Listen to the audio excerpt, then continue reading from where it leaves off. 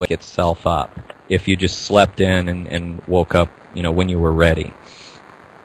Then your body will wake itself up in a light stage of sleep, and then you feel like, okay, this is great. It's a nice day. The sun is shining. I feel like I'm ready to get up, feel energetic, and you go and start your day. But if you wake up in a deeper stage of sleep, especially stage 3 or stage 4, when your body's and your brain waves are very slow and your body's metabolism has slowed way down, and sometimes the alarm will go off in a deeper stage and wake us up during that. And then your body's not ready to wake up, and it feels like, oh, what in the heck is going on? I can't move. I don't want to get up. Give me another hour. So, is that about what you're experiencing? Yeah. Okay. So it may just be sleep cycles, and your alarm is waking you up during a deeper cycle than you would normally wake up during. So, excuse me, what I usually do is try to calculate when I'll be in a light stage of sleep, and if possible, wake up then. And a lot of people have the ability to just kind of set their brain to wake up at a certain time. And I've developed this ability with practice. My dad's been able to do it forever in a day. He can say, I need to wake up at 6 o'clock, and he'll wake up at 5:59.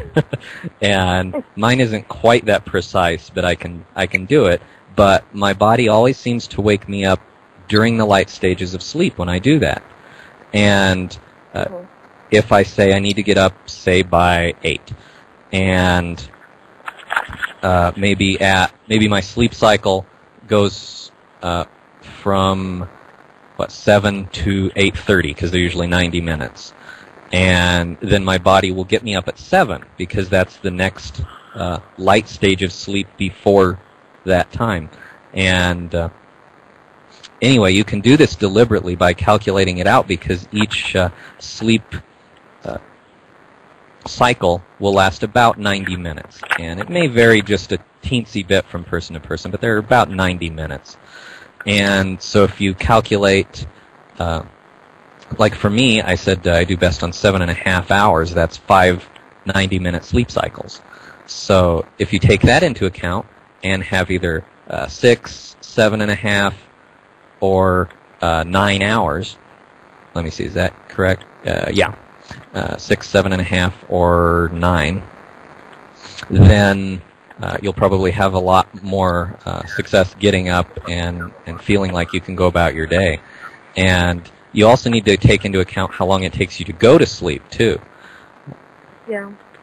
And so if it takes you, 10 minutes to go to sleep, figure that in and just do a little basic arithmetic and figure, well, if I need 7.5 hours, then I need to, and it takes me 10 minutes to go to sleep, I'll need to go to bed 7 hours and 40 minutes before I need to wake up, or whatever it happens to be for you. But if you match your sleeping and waking to your sleep cycles, I think you'll have a lot more success.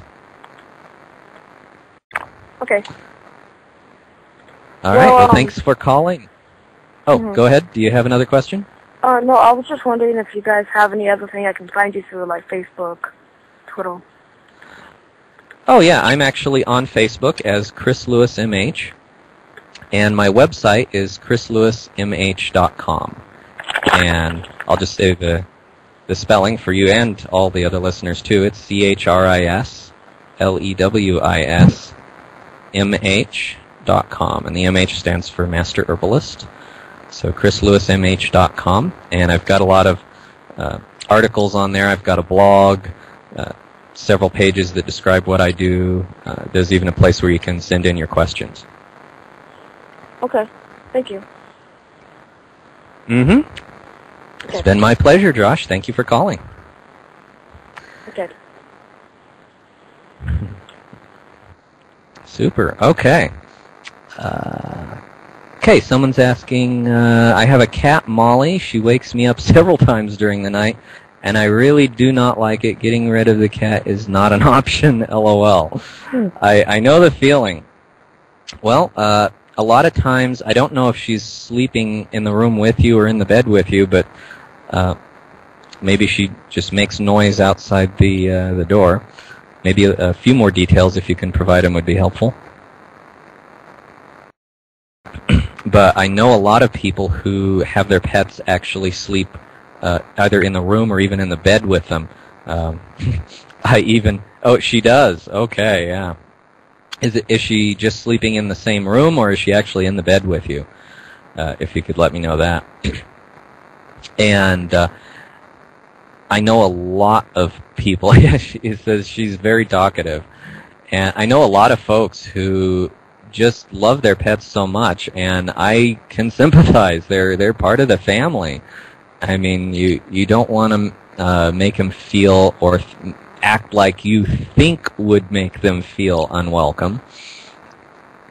And so a lot of people, probably at least half of the pet owners I know, let their pets sleep in the bed with them unless the pet is a snake or a gerbil or a bird or something.